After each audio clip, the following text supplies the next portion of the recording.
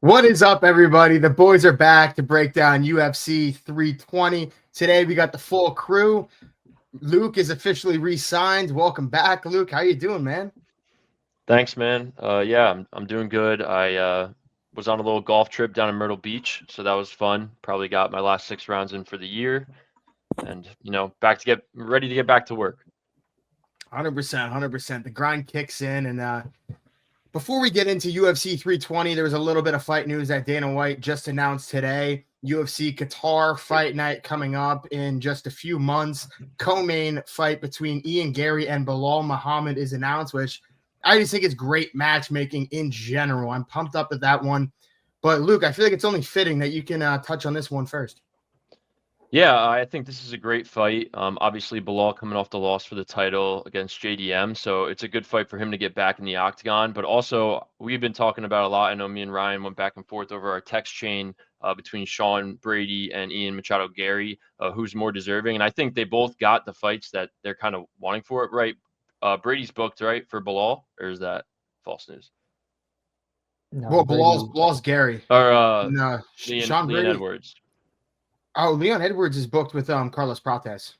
Oh, right. My bad on that. Yeah, I just think Ian Garry, we talked about the short notice fights that he's taken, the wins he's gotten over guys up and coming in the division. I think he really deserves, a fight like this to propel him into championship contention. And I think this is a great opportunity for him. I'm very excited to see how he fights. Right now, I'm going Ian Garry. But as time gets closer, that might switch. Belal's a dog just as well.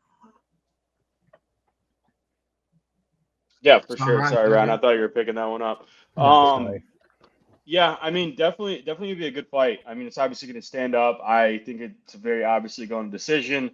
Ian Garry did have a little bit of trouble with Prates trying to put him away. Not trouble, obviously he won the fight, but towards the end of that fight, obviously he sort of lost it and was not able to put Carlos away. And from what I remember, it didn't seem like he could put him away. So it just kind of shows you the trouble he's running into when he's running into those high-level strikers. I think that's going to be a tough test for him. And it's, if he wins that fight in the way that he wins that fight, depending on how impressive it is, I think it's going to kind of be a very good mirror of how his fight with JDM will go, if he's still the champion at the time, of course. But yeah, I think for now, I'm going the other way. I think I'm going to go with Belal here just as a safe bet. But of course, like Luke said, as we get closer, we'll definitely have more information. We'll be able to check out who's in the camps, who they're training with, and I'll have a better idea. But for now, I'm going Belal. I think for a while now, we always talk about his distance management, and that's something he's definitely gonna have trouble with a lengthy Ian Garry. But we'll see how it plays out. Yeah, so like Luke mentioned earlier, we did have a little back and forth disagreement over text whether or not Shawn Brady or Ian Garry was more deserving of a title shot. I mean, that was a couple weeks ago, but obviously I think if Ian Garry goes out there and beats Belal Muhammad, yeah, give him the title shot. Shawn Brady's kind of sitting in the wings. I don't know what the UFC has planned for him in terms of matchmaking. I mean, right now he's ranked number 2, doesn't have a fight booked. Number 4, Leon Edwards, you already beat. I guess you have guys like Kamaru Usman and then Shavkat, wherever he is. I guess if he books a fight soon, before the end of the year, then that argument can come back if he beats a Shavkat or a Kamaru Usman and defends his number 2 ranking. But yeah, right now, Ian Garry, I feel like that's a clear number 1 contenders bout for the title after JDM and Islam. Yeah, I'm going to say one thing, Son. A lot of what you said, I'm going to hit you with one of your own lines I cannot disagree with more. One of the things you said, and it was about Ian Garry showed levels about where he's at when he fought Carlos Prates and wasn't able to finish him. Ian Garry doesn't fight the finishes. He outpoints everyone he fights. He just outclasses everyone outside of Shavkat Rakhmonov. He's not a finished fighter, and he is honestly outclassed Carlos Prates throughout a 5-round fight. Prates had one big moment in round 5, and outside of that, he got shut out by Ian Garry. Ian Garry pitched a shutout. He's just very methodical with how he game plans. I think he's a very smart fighter. And I think Ian Garry's the one that showed the level that he's at as far as that fight went, because I think Prates is going to go and fuck up Leon Edwards, and then we're going to be like, damn, Ian Garry's kind of the man. And I'm not an Ian Garry fan per se, but I do respect Ian Garry. And I do expect Ian Garry to go out there, and I think he's very sound defensively. I think he's going to be very sound defensively grappling with Belal Muhammad. I don't think Belal will be able to wrestle fuck him. I think he will have some success there, but who knows? I think Ian Garry outclasses him on the feet, and I have Ian Garry winning there, but I didn't disagree with your take full-heartedly, Son. Just the point about Carlos Prates mainly, but yeah, I mean, just to respond to that, I think you're absolutely right. I mean, Ian Garry, if he fights anyway, similar to how he is in the bedroom, I suspect he's just waiting for the other guy to finish. So definitely not a guy finishing there. But yeah, we can move on to that. Well, also, actually, because Ryan mentioned it, and we had mentioned it on a podcast before, Shavkat's kind of disappearance from the UFC, I think it kind of got forgotten pretty quickly. It was kind of like a freak accident. But if I do remember correctly, I think his wife and children and then some friends of his were involved in a car injury. He had a bad injury. And then they had his family was in a car crash. I think there were some fatalities there too. So I don't blame him for taking some time off. I don't think any of them died, actually. I don't even know why we're getting in this. I'm pretty positive none of them died. I just want somebody died in a car crash. That just saying that's why he's kind of gone. And because we mentioned it before, we mentioned it again now. He's kind of gone for a very valid reason. Yeah, I will verify, Son. I also saw that there was a car crash involving someone in his family where there was a fatality. So I think that's all I saw on X. I shouldn't be talking about. I don't think it was someone in his family. I think it was someone in another car. But I think his family members were fine. Direct family members. Let's not perseverate on rumors. But all I saw was a Twitter fucking thing. So I don't even know what's even true or not. But he did have a very let's reel it in here, Zach. Let's reel it in. When he fought Ian Garry after that fight, it was something was torn where it was like you're going to be out for over a year, and then that's why they moved on from that title fight even potentially happening. So that's where I know he has been. Everything else, whatever. Moving on to Arman Tsarukyan versus Dan Hooker, which is another banger, which will be the main event there at UFC Qatar. And without further ado, Ryan, we need to move on very quick. So take it. Yeah, whatchamacallit, good fight. I don't know if it really makes sense for Arman at this point. He's the clear number 1 ranked contender in the lightweight division. I'm surprised. I mean, I get it in a sense, but I thought he kind of made good with the UFC after making weight to be the backup fighter for Ilia Tapuria, Charles Oliveira. I feel like usually once you make weight and you're called to be the backup fighter for a title fight, you're pretty much almost guaranteed next in line. But obviously there's been some discrepancies between Ilia saying he doesn't want to fight him. He wants a guy like Gaethje, and then Arman, they've just been jawing back and forth saying he'll fight him for no money and he'll pay him his purse if he wins, like double it. In terms of the fight, I think it's pretty clear one-side traffic this way. Arman Tsarukyan's just too good on the ground. Dan Hooker, those types of stylistic fights outside of like his win against Gamrot, which is just levels above in terms of when you look at Arman Tsarukyan, I think this will be a clear number 1, dominant fashion showing for the number 1 contender.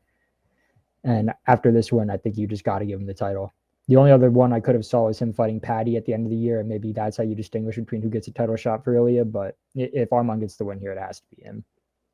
Yeah, I agree with you there, Ryan. Not much else to say. Just I think this is kind of his punishment for missing weight and pulling out of that fight very, very close to a fight date. Kind of just how it rolls in the UFC. You kind of got to eat shit for a little bit after you fuck up that bad. But yeah, very one-sided. I think he's definitely has, every single advantage on the ground. And then, Dan Hooker, if he wants to make it a war and Tsarukyan decides to stand up, he's just going to beat the shit out of him. So that's what I'm expecting. But, to be quite honest with you, I'm hoping that Dan Hooker can pull this one out of the fire and make something happen because I couldn't care less if Tsarukyan gets a title shot at this point. Yes, I'm happy you touched on that. I think at this point in his career, I'm never counting out Dan Hooker. We've seen him, like you said, pull it out of the fire on multiple occasions. He's dealt with some injuries over the past couple of years, but he seems to be, ready to go. I personally am a little upset because I did want to see Max Holloway, Dan Hooker for the BMF belt. Still kind of don't know what they're going to do with that belt going forward. Obviously with Ilia at the top of that weight class. But Ryan, I think you hit it. Both you and Son hit it. It's single lane traffic here with Arman. If he could fight his fight, there should be no problem getting Dan Hooker out of there. And like you said, getting the next title fight. Hey, one thing to mention here, not to play MMA math, but Hooker beat Gamrot beat Arman, direct MMA math. Yeah, I think it's also one-sided traffic. I think Arman wrestle fucks him and moves on from that is Dan Hooker. But my question will become, Ryan, and I'll target this one towards you. Does Arman Tsarukyan getting this fight right here mean that Justin Gaethje might be stepping in for a title fight with Ilia Tapuria come maybe January? Yeah, I mean, I've heard rumors that that's the idea. You know, they want to open up their new Paramount deal of like the biggest superstar they have in the promotion, which right now is Ilia Tapuria. Whether it be like a household name in terms of MMA fans like Justin Gaethje, the only other option, which obviously is not deserving, but in terms of popularity and star power that Ilia could fight right now, is Paddy Pimblett. I doubt they make that fight. He's ranked number 10 right now. He always needs a hell of a long camp to make weight, considering he balloons up outside of camp. So I think pretty much clear now it's going to be Justin Gaethje. I think you do that, and then you'd run on the same card Max Holloway, Paddy Pimblett for the BMF. Paddy Pimblett wins. You know, he's right up there in title contention. You have to see how everything plays out in terms of this UFC Qatar and what they come to January. But a lot of movement in the lightweight division. I think you could pretty much pull a name out of a hat, and any of those would sell, even though they are going away from the pay-per-view standpoint. 100%. Boys, do either of you have anything to add there, or do you want to move on to the early prelims? No, I mean, just like I think anybody that fights Ilia right now is going to get slept, or it doesn't really matter who you put up there, I guess, at this point. After that Charles loss, I think I'm just kind of cheering for Ilia at this point and see how many highlight reels he can get under his belt. So yeah, it doesn't matter who you put in there, Gaethje or whoever. Yeah, I agree. I think it's going to be. You don't get shit. There he is. He's back. No, you cut out for a second. He's back. He's back. Yeah, I was just going on. Like, I feel like the UFC has a history of giving guys, with the repertoire of Justin Gaethje and the high-level fights throughout his career, one last shot at the gold. And I think that's the case here. It makes sense in the division. Like you touched on, Ryan, it sells. I think the other guys, either Ilia has already beaten in terms of Max up there in the top of the rankings, and Paddy, I just think it's too soon. They're not going to roll that out. They could build it up for another 2 fights or even 1 fight and sell a lot more. So I think Gaethje is the right choice here by the UFC. Yeah, I agree. Fuck it. Why not give Justin Gaethje another crack at it at this point, right? And it's not like anyone else really has that, outside of Arman Tsarukyan, who's obviously booked. It's not like anyone else really has that more of a claim to the belt than Justin Gaethje. So I think it's only fair play there by the UFC to let Justin get a crack at it. But moving on to the early prelims of UFC 320, we have a women's flyweight bout kicking us off between the UFC vet Veronica Hardy and one looking for her first UFC win in Brogdon Walker. Hardy is a 7-1 favorite.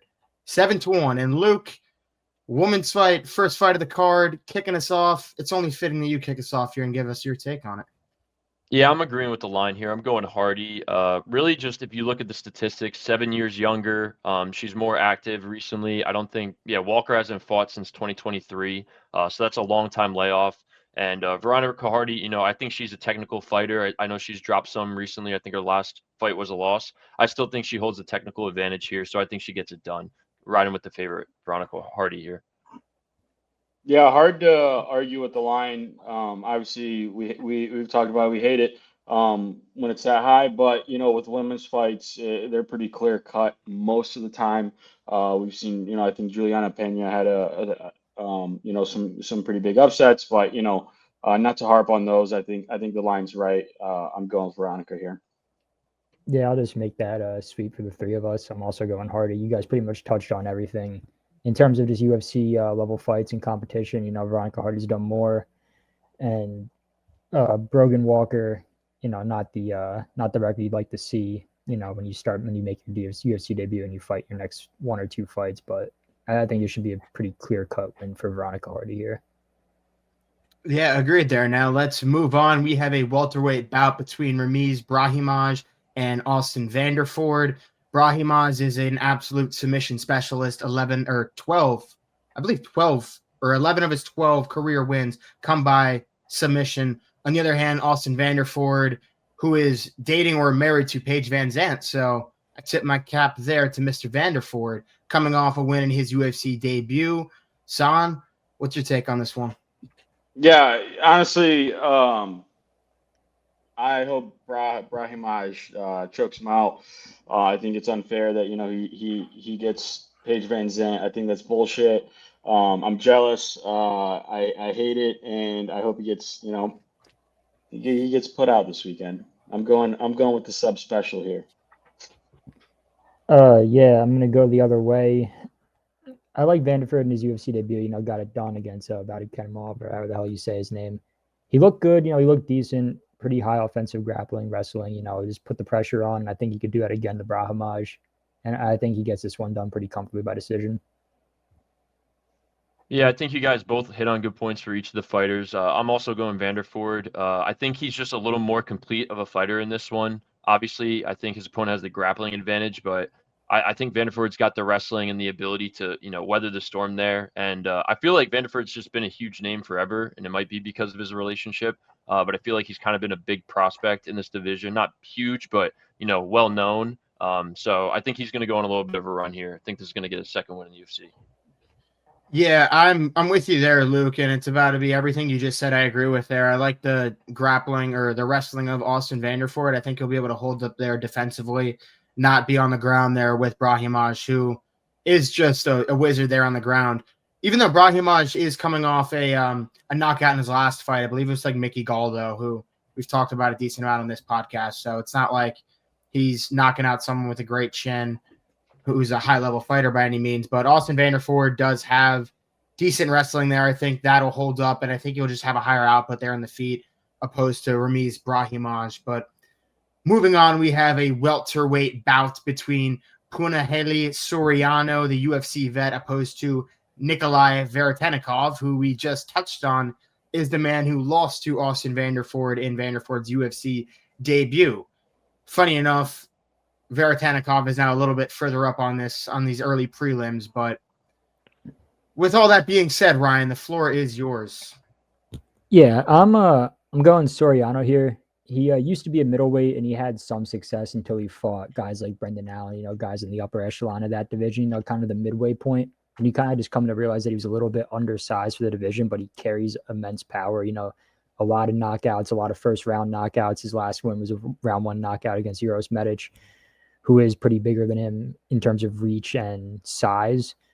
But when he made his welterweight debut, what sold it for me is he just went back to his wrestling. He's an all-American D3 wrestler, no slouch on the ground, pretty high offensive wrestling, was able to get like around 10 to 11 minutes of control time in his welterweight debut.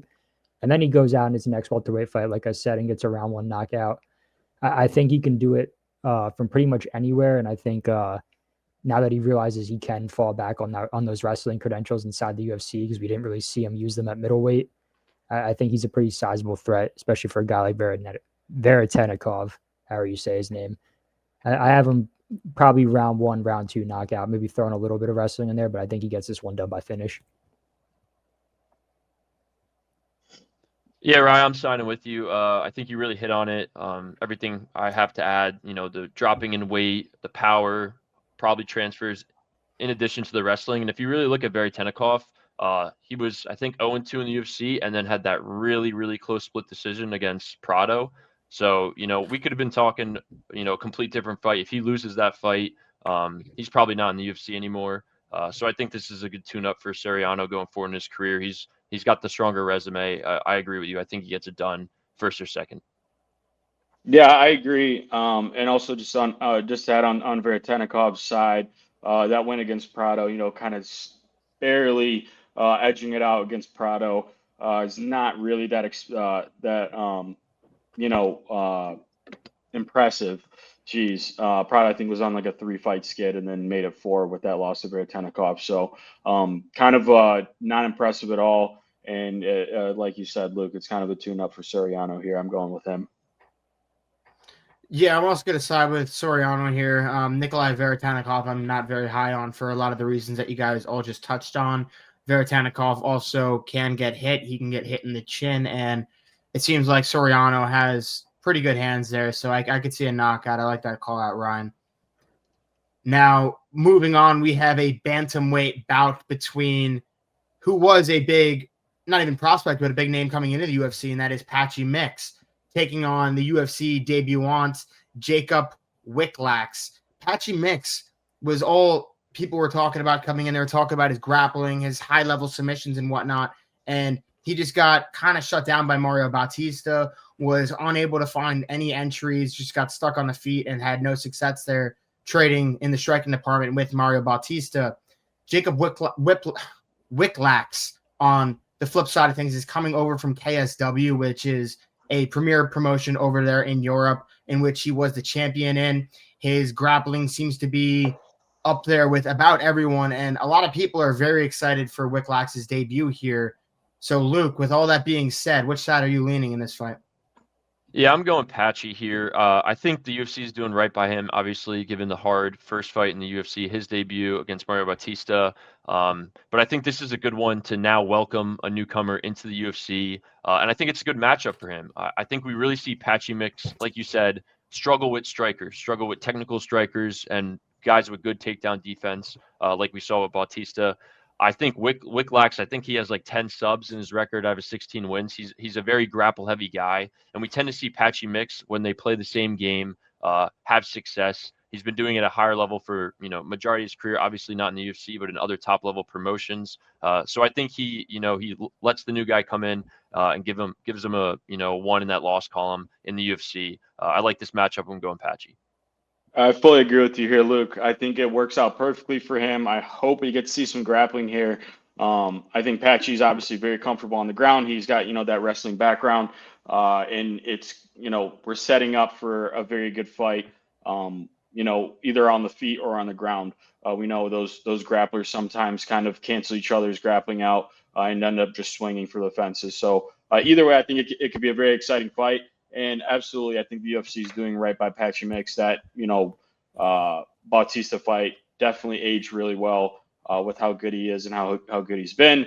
So, I'm looking forward to seeing Patchy Mix get a win on this weekend and, potentially show what he's made of for the UFC. But definitely make or break for him if he loses this fight against a debutant.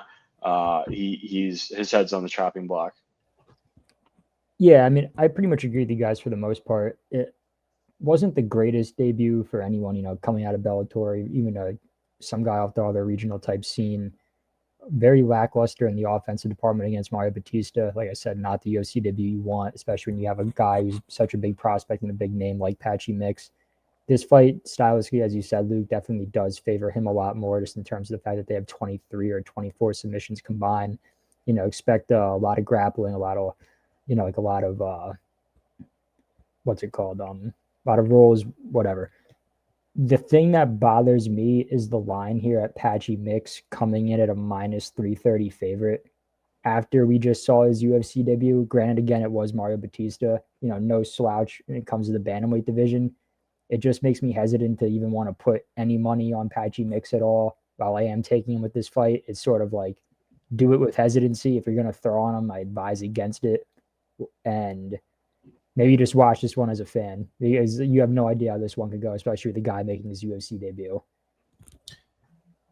Yeah, one other thing to note, I don't really know how much this really means much about anything, but Joanna Jedrzejczyk, if that's I'm bossing that a little bit, but you guys know who I'm talking about. She's actually his manager, believe it or not. She is over there managing Jakub Wikłacz.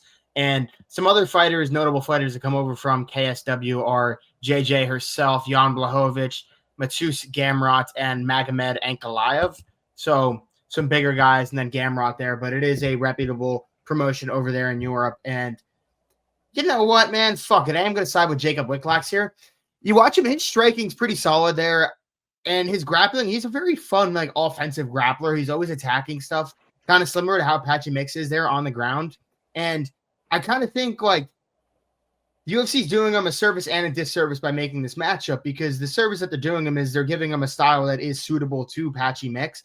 But the disservice is that you're giving him someone making their UFC debut that no one knows, who is also a legitimate problem. If he loses this fight, the risk reward isn't completely there for Patchy Mix, where they could give him some scrubs down in the rankings in the UFC that, Patchy's just going to run through. Jakub Wikłacz is a bit of a question mark here. I think his grappling is going to be, I don't want to say it's going to be right there with Patchy, but I do think it's going to be up there towards there with him. And I think on the feet, Patchy Mix just looks so stiff. His head is just there to be hit. I think Wikłacz can have some moments there. And as near a 3-1 underdog, I'm going to side with the dog here in Jakub Wikłacz. Now, moving on, we have a women's bantamweight bout between the grappler Macy Chiasson versus more of the striker here in Yana Santos. So we have that striker versus grappler battle here, San. Usually I feel like you side on the side of striker. Does the heart still play there? No, and for a pretty simple reason. When I was looking on Google at these UFC fights, I looked at both the fighter pictures, and Yana Santos, obviously a lady. I thought Chiasson was a dude. So that's enough for me to turn my head that way. But other than that, although she does have a grappling background, Chiasson does have a good amount of knockouts on her resume. And Yana Santos, who's actually married to Thiago Santos, the former light heavyweight. I don't know if he's still fighting the UFC. I think he retired by now. But they're married now. I just found out just on Google looking at it. But she's gotten knocked out before. It's nothing that she's not used to, I guess. Not that it happens every fight, but she's definitely prone to it. And Macy's got hands. She can do it. I think this is a setup fight for Macy. Or not setup, but I could definitely see it happening and playing out where Macy gets a knockout here. So I'm going Macy Chiasson here by KO. Yeah, Son, I'm right there with you. Maybe not much more on the KO part, but I do think Macy Chiasson gets this one done. Before she lost by that kind of weird KO to Irene Aldana, where she was, just manhandling her on the ground, working some pretty dominant control, and then Irene Aldana has an up kick that hits her just directly in the liver. One of the luckier shots I'd say I've seen in the UFC that just ruptured her liver, and she was obviously out of there and got KO'd due to a body shot. Irene Aldana then went on the fight for a title. So, I mean, you could argue that had Macy Chiasson won that, she would have been fighting Amanda Nunes. And I think that just speaks to the level of competition and her time in the UFC, and the people that she's faced and some of them that she's beaten. Mayra Benasilva's another W on her record, fought for a title. And I think it favors her well here. I think she has a lot more weapons to utilize, whether it comes from the striking department or the wrestling department. So I find her winning this one pretty comfortably. Yeah, not much to add from you guys. I think it's pretty simple for me. Really just looked at the size. Macy's just so much bigger. I think we might have, her weight is something to watch going into this fight. But I think with her wrestling background and her ability, her technicality on the feet, will kind of level play the Santos Muay Thai striking. So I think she gets it done. I think the size plays a huge factor. I think we see a lot of clinches, a lot of takedown attempts, and I see her cruising her way to a UD here. Yeah, one big thing to note is Yana Santos's takedown defense is at 53%. Oof, that is bad. She's going to get put on her back at some points, and she also does get hit. I like Macy Chiasson as well here to wrap up the early prelims. Now, moving on from there, I believe starting up the prelims will be a bout that just got scheduled between Aboubakar Gautier and Tristan Vines stepping in. Aboubakar Gautier has been an absolute stud here since stepping into the UFC, coming off a pair of knockout wins. I believe now he is riding a 6-fight knockout streak here in his career. Luke, do you think he makes it 7 here? I mean, he's going to be a massive favorite. Yeah, I think on Tapology today they had a minus 1,000. I think that line is rightfully so. I was listening to a couple of podcasts, doing some research going into tonight. They're calling him mini Francis Ngannou. I think that's rightfully so. We've seen that power. He has the death touch. I think he's a huge, huge prospect that we need to watch out for many years to come because he is only 23. And on the other side, I think this is a very late ad, so I didn't do too much research, but I think it's just a lamb out to slaughter here. It doesn't really matter who you're going to line up. If it's an unranked guy, I'm going Gautier here, and that's really all I have to add. Yeah, 100%. I think there's no surprise why this guy was having a tough time finding a fill-in, especially on short notice. I think you're a very, very silly goose if you do line up with him, on a 1 week notice, and even less than 1 week notice. So I think that dude's cooked. Whoever it is that's fighting him, I don't really care who's fighting him. Gautier is getting him out there, in the first half of that first round. Yeah, I mean, all credit to Tristan Vines, for deciding to take this matchup against up and coming prospect. I mean, go to bear. I mean, what can you say about him? His last 7 fights, all by KO, 6 of them coming within the first round. The only one that saw round 2 was his Dana White Contender Series fight. His last 2 UFC fights, round 1 KO, all coming pretty swift. Just a couple of punches and he gets you out of there. I don't see this fight going any other way. UFC debuts have shocked before, but not with guys like this, especially when I'm looking at it. I think on ESPN they have Tristan Vines. He fights usually around 170 pounds, so going up in weight to fight this guy who's naturally a middleweight. Nothing good coming out of that. Give me his round 1 KO streak to continue here. Yeah, I 100% agree. I think he is going to end up finishing this fight within the first round there by knockout. I'm curious to see what the odds are on that. They're probably going to be like minus 250 or something ridiculous. One thing to note, though, not even necessarily about the fight itself, but just about the placement. I have seen it starting off the prelims, and I have seen it being the featured prelim. I'm not sure if its spot on the card has changed since the matchup has changed, but I'm not 100% sure where it's falling on the prelims yet. I've seen it both first and featured, but yeah, I'm going to make that a clean sweep there for Aboubakar Gautier. And now moving on, we have a fun featherweight bout here between Daniel Santos and Ju Sing Yu. Santos is now 13-2 in his career, opposed to Yu, who is undefeated at 9-0. Ryan, it's only fitting to let you take the floor from here. Yeah, so I'm going Ju Sing Yu. I don't really feel comfortable with it. You didn't get to see much. I will say this, there's a big asterisk with his win, his UFC debut knockout, because he fought Jakub Wikłacz, who's now cut from the UFC, never got a win in the UFC. Not the greatest fighter to have on your record when you only have 1 win in the UFC. He comes in as a plus 120 favorite. I got to believe that Korea has some prospects, but Daniel Santos, no slouch. I guess the only thing that is a problem for him is he doesn't fight too often. Usually takes about a year between fights. This time, his last fight, this case was May of this year, but he's looked good. 1 win by KO. He's 3-1. Last 3 wins, by finish, and then pretty comfortable unanimous decisions. We'll just find out, I guess, if Ju Sing Yu has the full package in terms of the deft touch and can stand on the feet and grapple. It's going to be a big test for him. I think he gets this one done, but, bettors beware.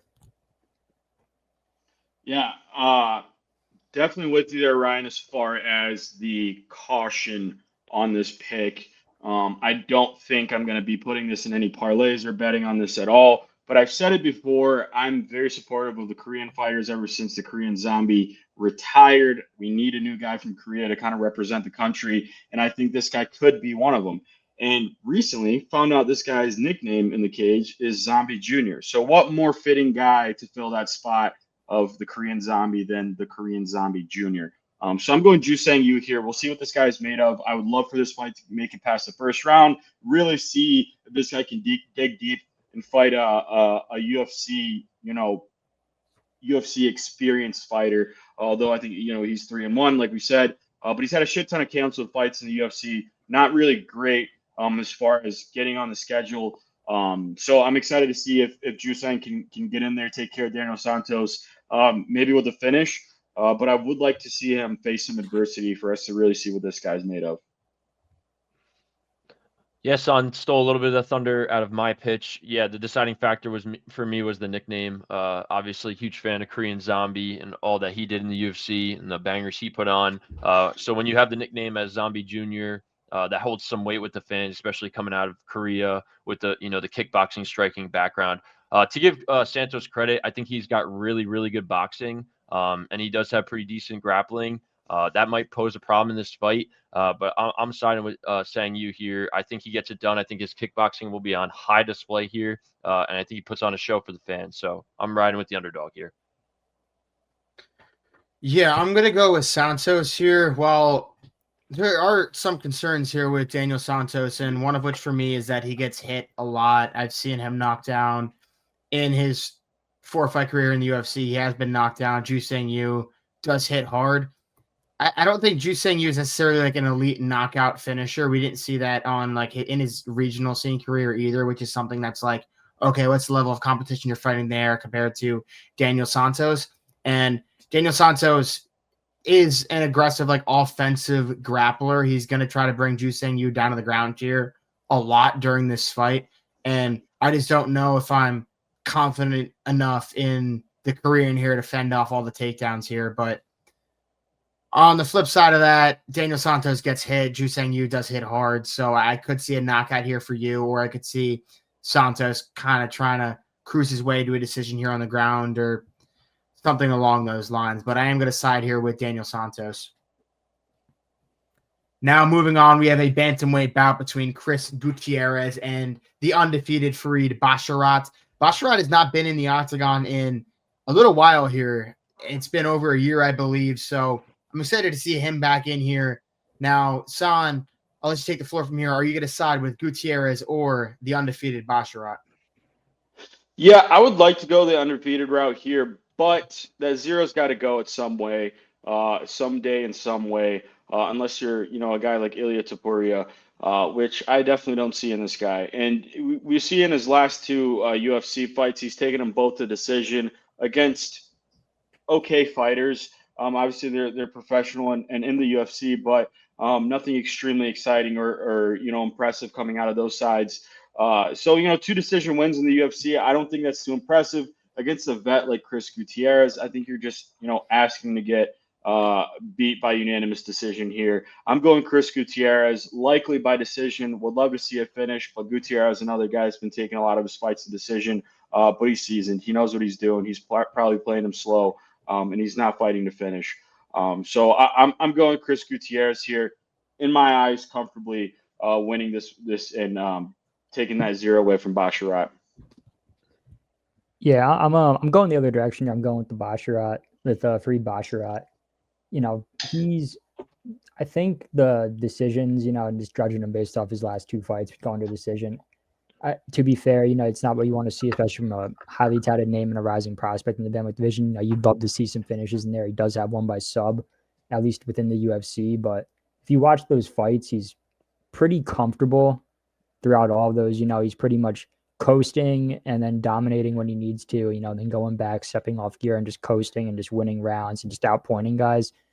Obviously, if he wants to get his name out there, you need to start stacking up some finishes on the record. But I really haven't seen him in trouble. I don't think Chris Gutierrez is the guy that's going to put him in trouble. Once you get up there in the rankings, in terms of like a Song Yadong, or like a who did Patchy Mix fight? He was talking about Mario Batista. If you get up in the rankings and fight those guys, that's when he'll start to see some trouble. But still on the unranked scene in terms of the bantamweight division, I think he should have a pretty comfortable time beating majority of these guys, Chris Gutierrez included. Yeah, Ryan, I'm with you here. I'm on Basharat. I think they're very similar fighters. If you look at their, how they get their wins, both sitting around 50% decision. So I just have to side with that math, side with the younger guy. I think Basharat's got a 6-year gap between the older gentleman and Gutierrez. But son, I mean, we've seen it time and time again, just like what you touched on. Gutierrez veteranship could easily come out to show here, and he could weather the storm and ride his way to the decision. I think that's very much in play, but just looking at from the outside in, I think I'm going with Basharat. I think he's a little bit slicker, a little bit cleaner, and moves really well. So I think he's going to work his way to another decision victory. Yeah, I'm going to side with Basharat as well. I think he is clean, as you touched on there, Luke. His grappling is also very good. He's a well-rounded fighter there. So I think he has a grappling upside. He can hold up on his feet. Therefore, I am also siding with Farid Basharat. Now, moving on, we have a middleweight bout between the hard-hitting Edmund Shabazian and the submission specialist, Andre Muniz. Do you guys realize, Edmund Shabazian is already 27? He's been in the UFC for a minute. You'd think he'd be a little bit older than 27, but goddamn, that dude does have hands. And now my question for you here is, Luke, are you siding with the power of Shabazian or the submission upside here of Andre Muniz?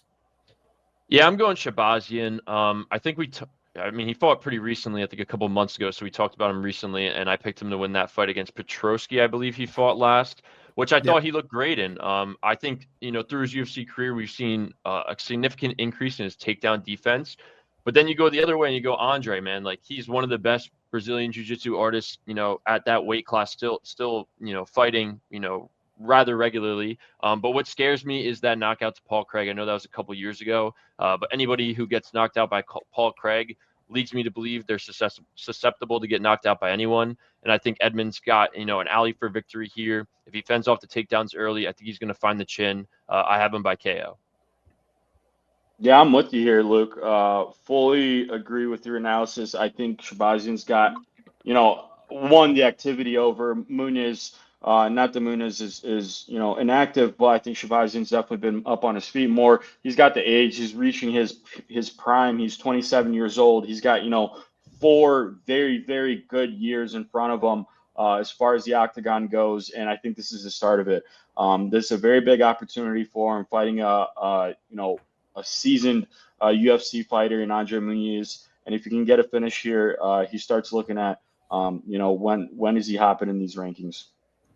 Yeah, I like how you sound, and you, Zach, you touched on that. He's been fighting in the UFC since 2018. So when he was 20 years old, he got in here. And, a little bit of an up and down career, hit a little bit of a skid around like the 23, 24-year-old mark. But I think what we're seeing now is Edmund Shabazian really coming to his own. And I expect them, I think everything's starting to work together. The takedown defense, as you said, Luke's starting to get put together. The striking's opened up a lot more throughout his last few fights. You've seen it. And I could see him definitely getting a finish here. I like the line at minus 350. I don't know what they're going to release for a KO line, but if I'm betting, I'm taking that. I think Edmund Shabazian gets this one done. I think he starts moving up those middleweight rankings, and I think pretty soon we're going to see him ranked and fighting some serious contenders. He'll be a problem for this division for a long time to come, like you touched on, San. Another 4, maybe even 5 years, for his prime. Probably isn't even there yet, hasn't even reached his prime yet. It usually comes around 29 to the 32-year-old mark. So a lot of upside, a lot of potential in this guy, especially fighting a guy who's 35 and Muniz. I think the UFC knows what they're doing with this one. You're going to build a name out of this kid, and he's going to be a problem for the division for a few years to come.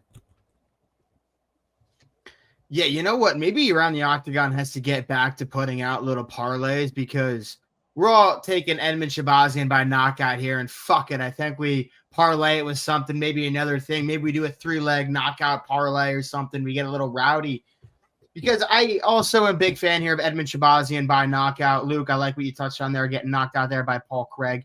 Makes you kind of think, all right, let me side with the other guy here with serious knockout power to win by knockout. And Edmund Shabazian is only going to get better and better, and he only has 1 submission loss here in his career as well. So it's not like he just gets absolutely ragdolled on the ground, and that's a frequent problem for him. Although the grappling upside for Andre Muniz is definitely there, I will side with Edmund Shabazian.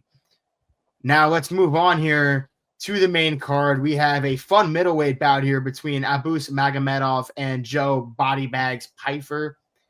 Joe Pyfer is a minus 245 favorite over Abusupiyan Magomedov. And Ron, we're going to kick off with you, but before we do, quick question here for you. What's up? Abusupiyan Magomedov, we saw fade a little bit early in his career when he fought Sean Strickland. And now you look at Joe Pyfer in his gas tank. We saw him fade against Jack Hermanson 1,000% when he lost that 5-round main fight. This is only a 3-round fight, but we also saw him fade a little bit in the 3-rounder against Kelvin Gastelum. So before you give your prediction, my question for you would be, whose gas tank are you more worried about here? Would it be Abusupiyan Magomedov or Joe Pyfer? Yeah, I mean, it's got to be Abusupiyan Magomedov. At least with the Jack Hermanson fight, he went all 5 rounds. Same thing the Kelvin Gastelum fight. I mean, when Abusupiyan Magomedov went to he gassed out in a round against Sean Strickland. It was like maybe a round and a half. Sean Strickland ended up KOing him in round 2, which is like something you rarely see out of Sean Strickland. People call him pillow hands. And to be fair, the gas tank on both sides worry me, but I don't see this going into like round 3. I think, like I said, I think both guys are surprised by Joe Pyfer, or Joe Pyfer was surprised by both guys' durability there. Jack Hermanson ate some bombs, and then Kelvin Gastelum, he dropped like 3 or 4 times, and you're just going for the finish at that point. it's going to wear on you, especially with that adrenaline dump when you think you have the fight over and it really isn't. In terms of Abus, he's beat Michel Pereira, who historically also does not have a gas tank. And Joe Pyfer throws everything with intent and to kill you. And, all it takes with Joe Pyfer is one. And he's no slouch on the ground either. Neither is Abus, but I have Joe Pyfer winning this one by KO. I think this should be pretty dominant for Joe Pyfer here. Abus really just hasn't impressed me in his UFC run the way that Pyfer has. Usually, I would agree with you, and I would love to see a Joe Pyfer KO. But something is telling me that Abusupiyan Magomedov is going to win this fight, whether it be by decision or submission. What I'm looking at mostly here is the Bruno Ferreira fight, which he won by submission in the third round, which is extremely impressive. If we look at Ferreira's background, it is obviously he's a very powerful striker, but he's also got a lot of judo and jiu-jitsu mixed in there. He's very experienced in that. So submitting a guy like that is extremely impressive. Not to mention, Abusupiyan Magomedov is going to go for that takedown every single fight. I don't know how many fights he's had takedowns in, but we look at his Michel Pereira fight. He had 4 takedown attempts, landing one of them, and that was enough to get the decision. Obviously, there's some striking thrown in there as well, but the takedown definitely helped. I think that could be Joe Pyfer's kryptonite because he leans so hard into that striking and into his striking knockout power that he opens himself up to overextending, overswinging, and then being left open and vulnerable for that takedown, which I can see Abus taking full advantage of.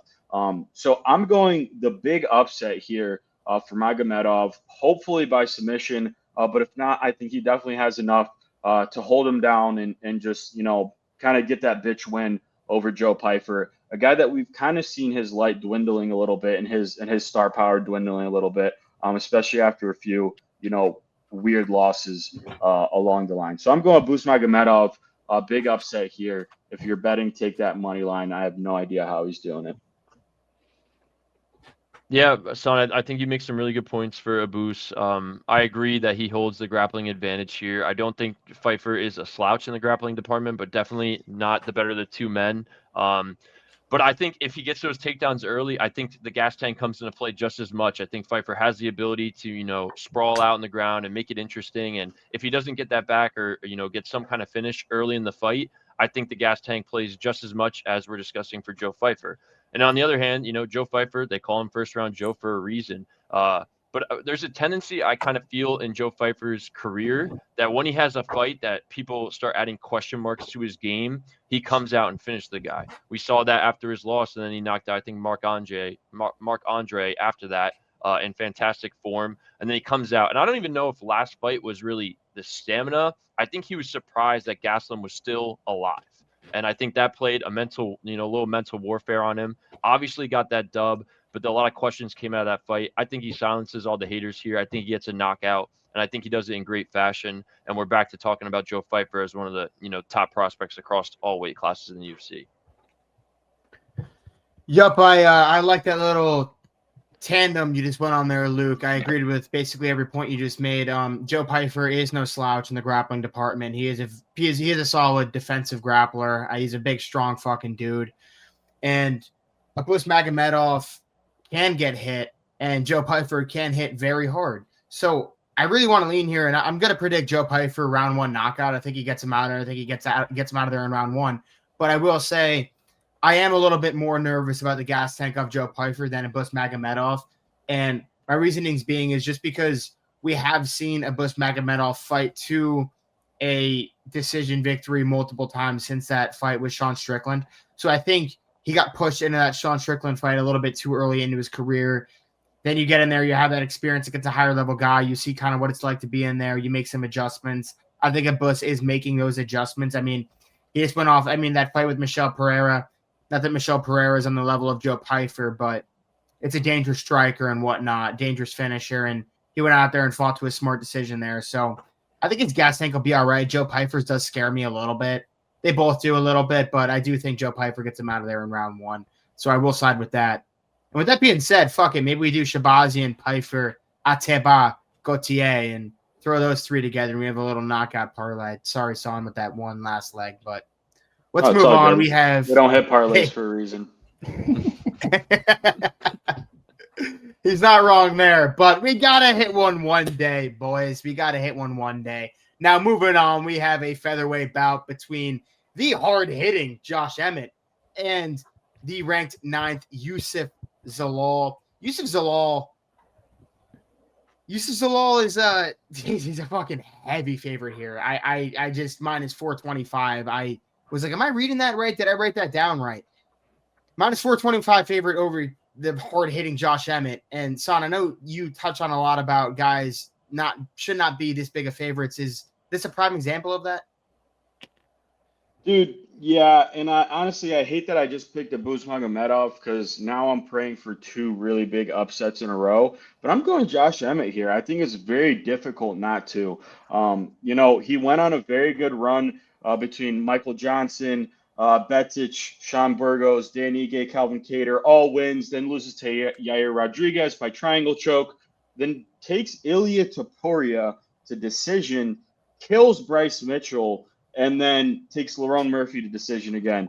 So those last 2 losses, Ilia and Lerone Murphy, aged extremely well. And mind you, the Lerone Murphy fight was this year. And we know exactly how powerful and how dangerous Lerone Murphy is exactly. And Youssef Zalal, something about him, although he had a very impressive last fight against Calvin Kattar, before that, I just don't think his resume stacks up nearly and doesn't really shine a light to Josh Emmett's abilities in his resume. Not to mention Josh Emmett, I recently saw this week and maybe at the last weekend, he's been training with TJ Dillashaw, another just absolute dog. And he's had a crazy camp, and he looks like he's in incredible shape, especially for being a 40-year-old guy. And like we know, and as we've said before, power is absolutely the last thing to go. So I fully expect Josh Emmett to put up a very good fight here. He's got the stamina to take, the best of the best to the decision. And I don't know, something about this fight screams upset to me. Maybe, I already spent my upset on the last fight. But either way, I'm going Josh Emmett here. Luke? Yeah, Son, this was a tough one for me. I think we'll get into what I think is the toughest fight to call next. But I think you hit on everything. Josh Emmett, he's not going to get finished. His resume is really second to none. They don't really make this comparison, and maybe this is a wide range comparison, but he kind of gives Dan Hooker vibes in his ability to like tough out fights. You saw that with Ilia obviously losing, but it was a 5-round fight where he took Ilia to the absolute depths of a UFC Octagon in terms of just being there when Ilia thought he was going to be able to get him out of there. So great performance. On the other side, though, like you touched on, Josh Emmett's 40 years old. He's fighting a guy we just talked about, primes, 29-year-old Zalal. Like you said, definitely not the resume to compare, but he has some good wins in there. He had a good win against Calvin Kattar last time out. And I think in that fight, what really impressed me was just his inability per se to not get hit. He was not getting hit. And as we know, obviously Calvin Kattar has fallen off a little bit in the recent years, but that dude could hit just as hard as Josh Emmett when he was in his prime. He gives me very much Lerone Murphy vibes in terms of, not really great at anything specifically, just a really well-rounded fighter. So I'm going with the younger guy here. But I do not like the underdog, or I do not hate the underdog play. I think Josh Emmett's very live, especially at this number. But my gut is just telling me Zalal is going to put on a great performance. And we're going to see why he's, the 9th ranked fighter in this division. Yeah, Luke, I agree with you here. I'm going with Youssef Zalal as well. San, I like that you touched on the Ilia Tapuria fight that Josh Emmett had. I don't think a lot of people realize that Youssef Zalal fought Ilia Tapuria in his UFC debut. And I think one of the key differences with both those fights is that Josh Emmett got, clipped 50-43 on one judge's scorecard out of 10-7 rounds scored for Ilia Tapuria. Whereas Youssef Zalal was able to take a round off Ilia Tapuria and make that fight somewhat competitive at times, between scrambling and, keeping himself outside in distance, avoiding shots, as Luke said, dancing around the pocket, giving some feud, taking a little bit. Obviously Ilia Tapuria, look at him now, the loss for both men ages very, very well. But I think at the time that Youssef Zalal first entered the UFC, it was just too soon and too much But, since he's come back in about the last year, you look 3 wins by sub in a row, fights Calvin Kattar, gets that comfortable unanimous decision. I think we're seeing Youssef Zalal really come into his own here, and he's kind of showing, now he's kind of reached his prime compared to Josh Emmett, who's 40, and is pretty much 1 foot out the door with the UFC at this point while racking up some impressive wins. Bryce Mitchell, obviously he flatlined, but then again, Bryce Mitchell went on a skid after that and is now down at bantamweight. So that win doesn't hold up as much as it would, if Bryce Mitchell was out here continuing to dominate and win fights in the featherweight division. I think this will be a comfortable just point battle for Youssef Zalal. But I do agree with you. The underdog is definitely live here. Josh Emmett is 1 overhand left away from finishing anyone in the featherweight division. It's something to look out for. I just don't believe that Youssef Zalal is going to get touched by it. Yeah, I think this is like a common matchup between power and speed here. Youssef Zalal is very slick. He's very fast. Josh Emmett hits like a fucking truck. And like Luke, you touched on, I think Zalal will be able to be in and out before he gets hit. You have the aging Emmett. And while his power may not go, the speed might a little bit. And his ability to hit Youssef Zalal might a little bit. And I think Youssef Zalal is just going to outclass Josh Emmett here on the feet. But with Josh Emmett, there's always a puncher's chance. And it's more like a puncher's chance on steroids. I don't even want to call it just a puncher's chance there. So obviously with Josh Emmett, the dogs always lie. But I am going to side with Youssef Zalal with the youth and the speed here. Now, moving on, we have a highly anticipated light heavyweight bout, one that Luke said might be the toughest one to pick on the night. And I don't completely disagree. We have a title challenger eliminator here between Jiri Prochazka and Khalil Rountree. And before we even fully get into the predictions here, Luke, we will start with you. But my question to you before we get into it is Carlos Ulberg already solidified as a title challenger, or do you put the winner of this fight above Carlos Ulberg? Oh, that's a tough one. It depends on who wins. I feel like if Rountree wins and Alex wins, you got to make that matchup again. I feel like if Ankalaev wins the title again, and Jiri wins, I think you could easily make it. And same with Khalil. I think these both guys probably get it over Ulberg just because of, their recent performances. And I'll just get into my prediction now. Like, we talk about guys who, fight for a title and learn a lot. I feel that both these guys are great cases of that. I feel like they both have totally improved. You watch them both fight Jamal Hill after, losing the belt to Alex, and they both dominated Jamal Hill, who was once the UFC champion of this weight class, who I think a lot of us picked, and maybe both of those fights. But I think it's different. I don't know if you guys are familiar with the guy Lethal Shooter on Instagram. He does like the trick shots, and he will shoot something and he misses, and then he goes, I understand it now. I get that vibe with Khalil Rountree. I feel like he has learned so much in terms of just having to put together wins in the UFC, and I feel like we saw that with Jamal Hill. People could say maybe Jiri was more impressive because he got the knockout, but Khalil Rountree dominated the 5-round fight. He picked and chose his spots really well in that fight, and I think it's going to be the same thing here. I think his MMA mind is just a little bit more of an advantage for him than Jiri's is at this point in their careers. I think he really wants to get back to that championship fight as well. Obviously a little bit older than Jiri, so I think Jiri has a little more time if he does lose this fight. I think he has to outstrike him, though. I don't know. Jiri can knock him out with any punch. This is the only fight I had a question mark on my notes for. It's super hard. But I think in my mind, I see it playing out that, Jiri has a storm at the beginning, lands some good shots, and Khalil Rountree weathers that storm and is able to point fight his way to a victory. I think the leg kicks are going to play a huge role. So I got to go Khalil Rountree here. I think he gets it done. Yeah, I think there's a few things that are pushing me towards Rountree. But one of them that really stuck out to me that I can't stop thinking about, I think after maybe it was either the first or second Alex Pereira fight, Jiri came out in one of his interviews, or maybe it was on his Instagram. He said, he needs to reach his next level, meaning that he knew and he recognized that he wasn't exactly where he needed to beat a guy like Alex Pereira. And he just couldn't get there. There was some block, be it mental, physical, or, genetic, that he just cannot compete with guys like that. And somebody that really just did.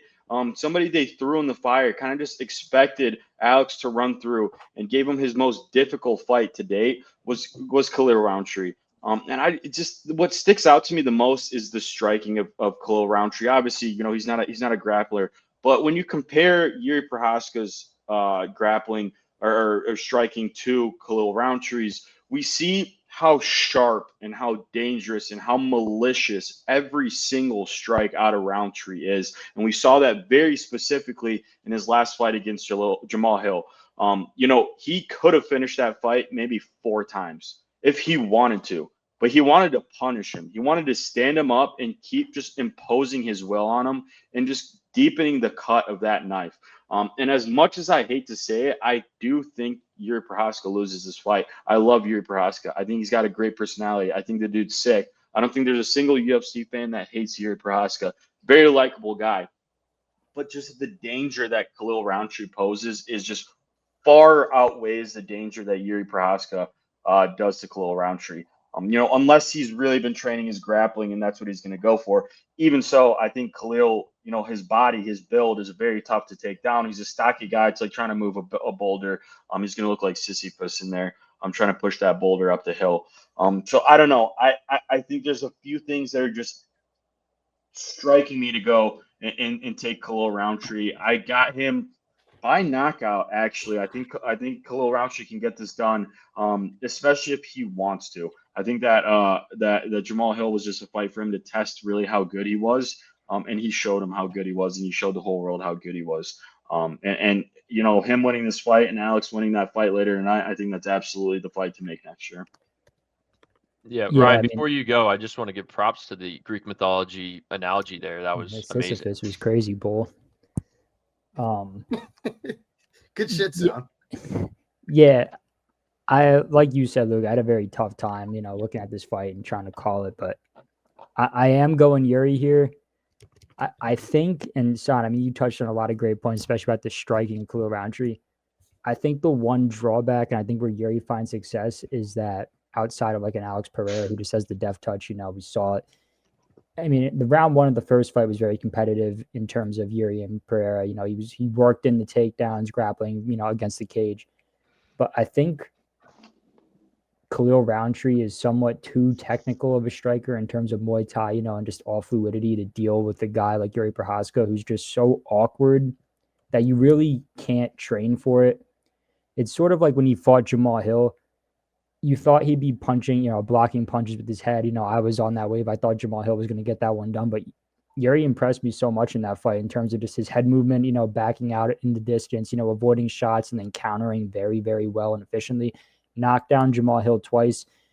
And, granted, while Khalil Rountree was able to do the same thing, they both stood in the pocket and were both trying to be technical strikers. Yuri's not that type of fighter. And the other thing that kind of concerns me with Khalil is, he's never attempted to take down the UFC. Whereas we've seen Jiri, he submitted Glover Teixeira. He took down Alex Pereira. He worked him, tries to incorporate the grappling when he knows he can. And I think Jiri knows at this point, being 32, same with Khalil being 35, but more so Jiri, a little bit more gas up in the tank, is probably one close win away from the title fight, another title shot against maybe a different opponent. Like he could be fighting Carlos Oberg or someone or even Magomed Ankalaev. If Magomed Ankalaev gets it done, Yuri's right there for a title shot. And I think Jiri just has a little bit more in terms of the mix-up, especially with the 3.5, 4 inch reach advantage. He still will be able to, move his head, swing back on the outside, and maybe pull counter a few punches and keep Khalil on his back foot for the entire fight. I could see him mixing in a takedown here and there, just to try to switch things up, keep Khalil surprised. I don't think he gets it done by sub by any means, but I feel like if Jiri decides to go of showing a little bit of the grappling route, that could make all the difference in this fight. And I have Jiri. So I have Jiri winning this one. Yeah, I think the grappling is an interesting question to bring up there, because if the grappling is going to favor anyone here, it will be Jiri Prochazka. I'm curious to see if Jiri decides to go to it, if he does try to throw that wrench into the equation here for Khalil Rountree. But for me, with this fight, in my prediction here, really what it came down to was just the odds. You're giving me Khalil Rountree at plus 150 against Jiri Prochazka. I got to side on the side of 150 because I look at this as basically a pure toss-up. And I could see Khalil Rountree's route to victory here. Jiri Prochazka gets hit a lot. Khalil Rountree, like you said, a lot, throws everything with absolute intent. if you're Jiri Prochazka, you can't just allow your hands to be down, your head up with the guy here like Khalil Rountree, because he can just put your lights out. And I do not see this fight going the distance here. I could see Khalil Rountree finding the chin of Jiri Prochazka and putting him out. So I will side with Khalil. But if you were to give me Jiri Prochazka at plus 150, I would have went with Jiri Prochazka there. I just think 150 is that's a steep number for this matchup, no matter which side you place it on. And now moving on, we have a bantamweight title fight for the fighter of the year, at least right now, front runner Merab Dvalishvili taking on the Swiss Army knife that is Cory the Sandman Sandhagen. This is a fight that I am very excited for. Before this year, or earlier in this year, at the beginning of the year, I said I called Cory Sandhagen as a potential champion of the division by the time the year ends. Do I think that comes true? I guess I'll start us off here with my prediction. No, I do not think it comes true. I think Merab Dvalishvili runs through Cory Sandhagen via whichever way he wants to, and I hate saying it. But I do believe that Cory Sandhagen is a way more dangerous matchup than Sugar Sean O'Malley was. I think just his finishing ability there, his finishing upside with the flying knees. I think elbows over the middle. I think on the ground with the 50-50 game there. And I think Cory's ability to constantly work up does give him a shot here and a fighter's chance to win this fight. But Merab Dvalishvili is just an absolute tank. He's a machine for a reason, and I see him winning this fight via the way he does every single one. And not to steal the thunder here, Ryan, I guess I'll let you take it from here, my friend. Yeah, this is a little bit of a rough one, right? Because I've been a big Cory Sandhagen fan for a pretty long time now. I've been wanting him to get a title shot for a better part of like 2.5, 3 years. And it seems like every time he was in title contention, loses to Petr Yan, gets booted off in title contention. You lose to TJ Dillashaw, not in title contention anymore, has to work his way back, fight a couple guys, get a couple wins on the resume, just to get back up there to get his name as a title challenger. And I'm very happy to see that after all this time and all this hard work he's put in, he's finally gotten the recognition that he deserves to be fighting for a title. Very skilled fighter, very dynamic in terms of what he can do on the feet, in terms of the grappling department, morely like the defensive aspect of it. But Merab is just a different animal in terms of cardio and just putting a pace on guys that you don't really see. And you saw Cory Sandhagen start to fade in the Umar fight when he fought Umar, because his game plan, I think he said it was like avoid the takedown, run around the octagon, avoid the takedown like a maniac. Granted, he tore his tricep in that fight after the first round. Sucks. But I'm going with the heart here. I'm taking Cory. I think he gets it done within 3. Inside 3, I think that's where he's going to be the most dangerous. Because once you get out of 3 rounds of Merab, that's it. The show flips and Merab just wears on you with that machine-like cardio. But Cory Sandhagen has just so many weapons in his arsenal that pose such a problem for Merab in terms of dynamic striking. You've seen him flying knees, spinning wheel kicks, spinning elbows, everything with vicious intent, throws those elbows viciously, was able to get a doctor stoppage with Song Yadong, with the elbows sliced him open. I could see Cory being a real threat within the first 10 to 15 minutes of this fight. Outside of that, I think it goes to a very comfortable decision for Merab, but I'm betting with the heart here, and I'm going Cory Sandhagen, whether it be flying knee, doctor stoppage, or maybe just some ridiculous like inverted triangle upside down, which he threw on TJ Dillashaw in round 1 of their fight.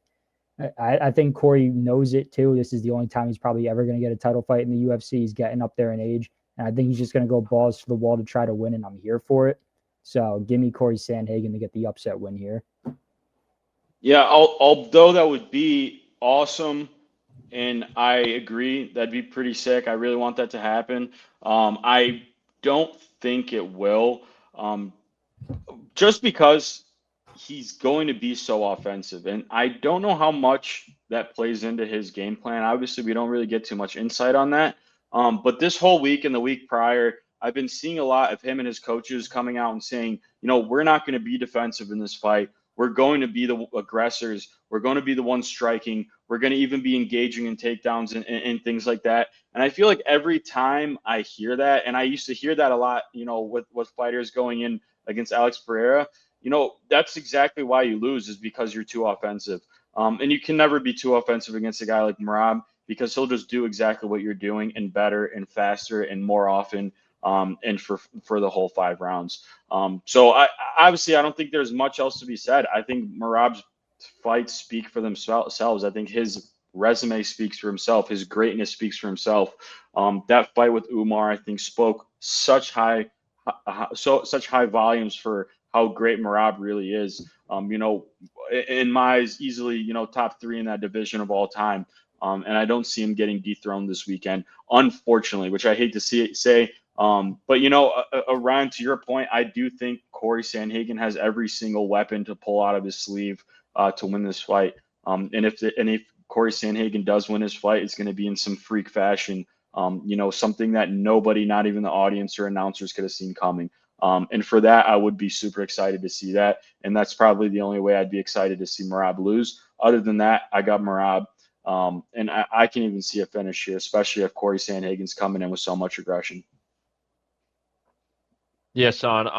Yeah, I'm with you. I think I finally learned my lesson. It feels like, out of the last 5 fights, I've wanted Merab to lose at least 3 of them, obviously fighting Sugar Sean, and then I wanted him to lose to Peter Yan as well. But I learned my lesson. It's almost impossible at this point in this guy's career to bet against him, especially when the MMA math lines up for what he did to Umar versus how the Sandhagen Umar fight went. But Ryan, I want to give you credit. I think people are underestimating, and I think the line underestimates. This is going to be a competitive, close fight. Cory Sandhagen does that in every one of his fights. We rarely see him get dominated. Really, only Aljo that got him out of there early was able, you could say, in a dominant fashion. He has all the tricks up his sleeve, like you guys both touched on, to get this done. I like you said, I can't see it if it gets to around 3, 4, 5. I cannot see Merab taking his foot off that gas, and I don't think there's a man on earth within that weight range that could hang with Merab Dvalishvili when he's going and when he's flowing in the 3rd, 4th, and 5th. I know it's kind of being a dead horse. We have talked about it on other podcasts. Merab has had a shaky chin, but he always seems to recover. So there is a chance that Sandhagen gets him out of there. I think it would have to be by knockout, something strike related. I just don't see it happening on Saturday. And yes, he solidified top 3, and I think he moves up that list this weekend, getting Sandhagen out of there. Sucks to see. I think we all are fans of Sandhagen, but too much to chew right now.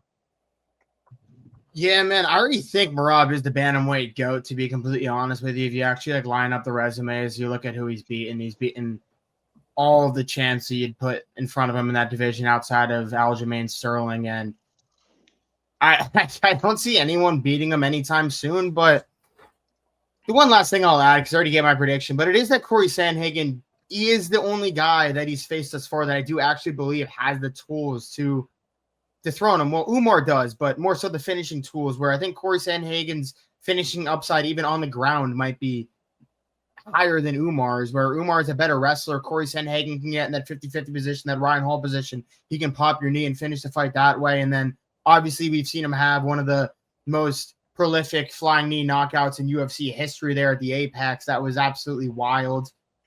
Tough to watch, but absolutely wild. So he has all the tools.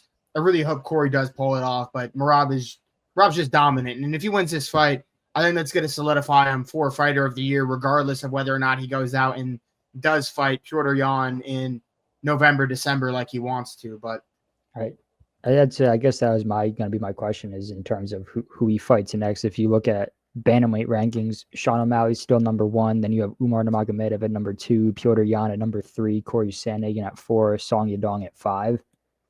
Outside of Song Yadong, he's beat all of those guys. Yeah, I guess I'll take this one. I think it is Piotr Yan that he fights next, just given where Piotr Yan is at in the division. He's been on a run lately, and then also the fact that Merab Dvalishvili has called out, but not called out Piotr Yan, but he's played along with Piotr Yan's call out of him, where he's like, all right, son, you're next.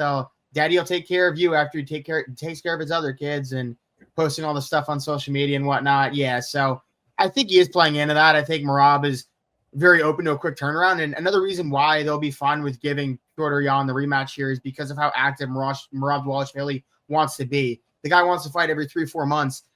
You can be a little bit less committal with like who you're throwing out there, where it's like, okay, he can get rid of Piotr Yan. Maybe Piotr Yan wins. I doubt it, but you can match him up again in 3-4 months. It's not like a 1 a year kind of thing with Ilia Tapuria, where you have to put a lot of thought really behind the matchup there.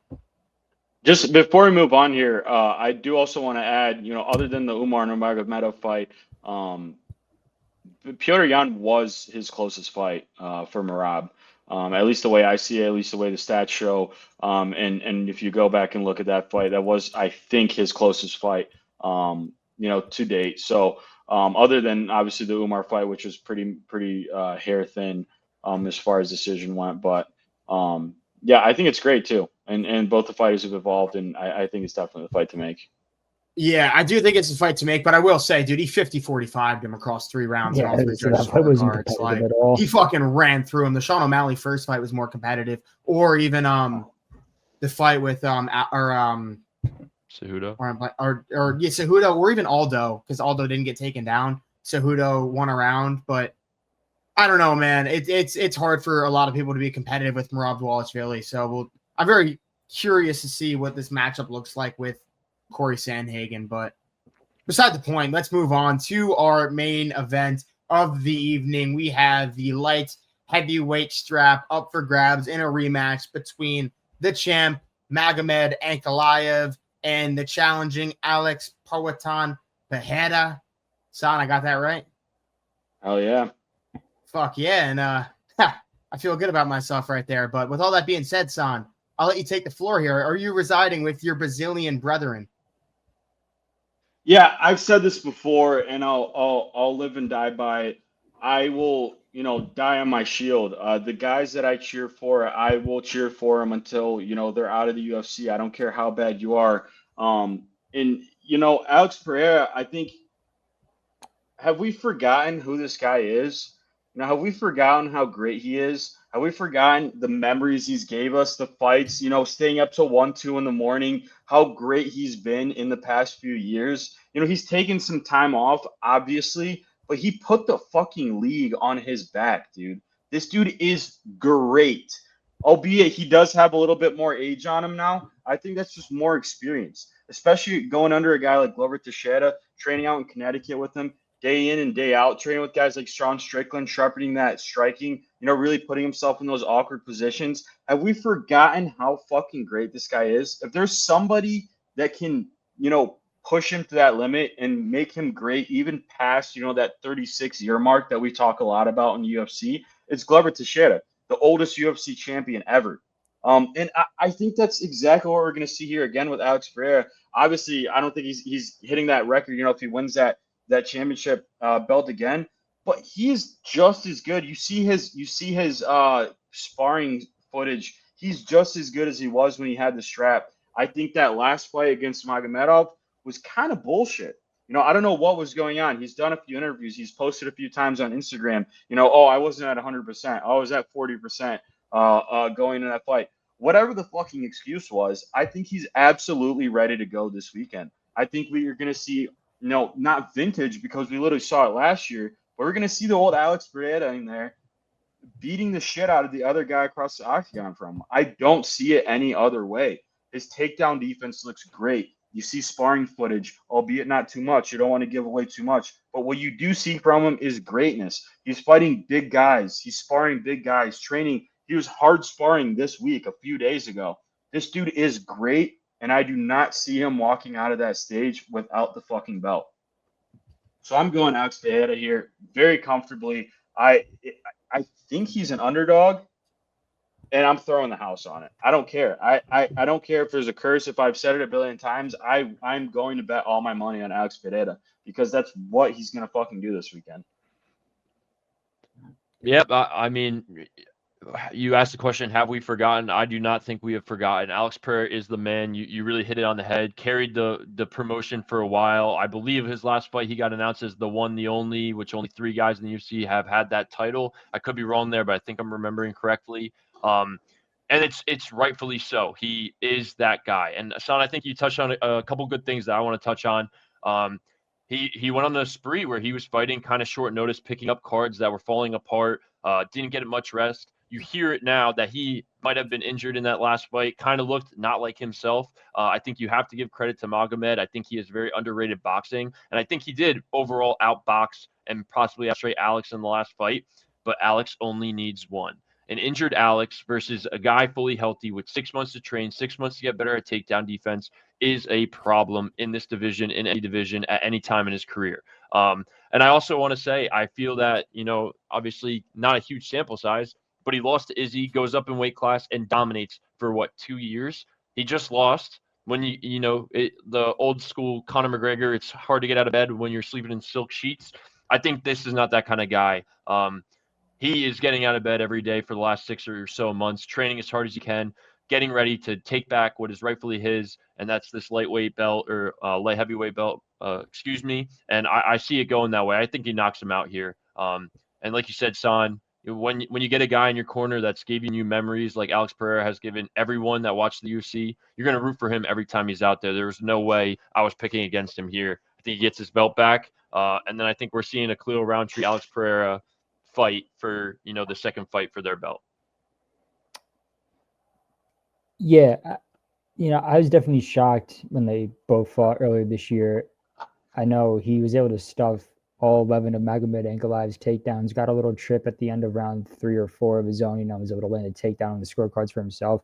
And I think that was the biggest problem with his game plan going into that fight, Pereira at least, whereas I think he was so focused on the takedowns, and takedown defense that he just really didn't let his hands go at all, whether he be sick or, injured or whatever, because that's what we saw. He was very tentative, very focused on the takedowns. And I think this time around, Alex Pereira is going to knows he has to go for broke here, and not even necessarily for broke, but you can't worry about the takedowns in a 25-minute fight. You just got to let the hands go more, and I think we're going to see that. And if there's anyone in the UFC who lets their hands go, that's going to find a KO. It's going to be Alex Pereira. I expect this to be, pretty close, edge of your seat. I think Magomed Ankalaev is going to land a takedown or two here and there, and ride out some rounds with control time, but I don't think that's going to waver Alex at all in this one. I think he's going to be able to find a KO here in probably the later rounds, 3, 4, maybe even 5. I'd love if he gets it done in 1 or 2, but I think Magomed Ankalaev is going to rack up a lot more control time in this one. But I do think Pereira is going to, let the hands loose and get it done by finish. That's my take on it. I think he was just way more tentative in his fights than we've ever seen him before, in that fight at least. But you have to go for broke here. This is a rematch. You might make it a trilogy fight, but in terms of this one, go for broke, use that death touch, get him out of there. Yeah, I like how you say go for broke, because in the last fight it seemed like Alex Pereira kind of left something out there. I don't know if it was the injury to the hand, like some may say it was, or if it's a norovirus. I know we've talked about that on this podcast as well, but one thing we haven't talked about is that maybe it was the fact that Magomed Ankalaev made him uncomfortable, put him on his back foot the entire fight, put him in positions he didn't want to be in, and is also faster than Alex Pereira. While Pereira does hold a big power advantage, Magomed Ankalaev, he's fucking fast, man. I think he's faster than a lot of people think he's going to be. And he's definitely strong in the cage. He's able to impose his own game in there in the octagon, and he showed that in his first matchup with Alex Pereira. And Alex just hasn't shown me anything that makes me think that this second fight will really go any differently there. I think Magomed Ankalaev will be able to control the octagon. I think he'll be able to control the control time game. He'll control the clinch. I don't know if he'll really take down Alex too much, but I think even striking-wise, he can outpoint him with quickness, and it's a matter of, can Alex find home? Can he find home 100%? He might find home early. He might put out Magomed Ankalaev, and I'd be a happy man, but I just haven't seen that first matchup. We had 5 rounds of waiting for Alex to do something, and it was just a tentativeness. And I don't know, maybe it was the hand that was fucked up. Maybe it was a norovirus, but I'm not just going to put my eggs in that basket and side with Alex Pereira for that reason. So with all that being said, I am going to go with Magomed Ankalaev, and I am going to be out on the solo island here. We're not squad riding, and we shall see what happens come Saturday night. But one more thing before we do head out, there is a sick PFL fight actually Friday night. There is Paul Hughes versus Usman Nurmagomedov, a rematch there. So that should be a banger for you fight fans that are still listening. Check that out Friday night, ESPN Plus. But with all that being said, fellas, do any of you have anything you would like to add? Paul Hughes money line. That's it. Agreed. Go Yankees. Go Yankees. Fuck yeah. All right. Ryan, anything? Let's go Jets. All right. With that being Try your said, best. thank you everyone for tuning in. Make sure to drop a like. It's all greatly appreciated. Subscribe if you have not already, and enjoy the fights this upcoming Saturday. Have a nice rest of your week and weekend.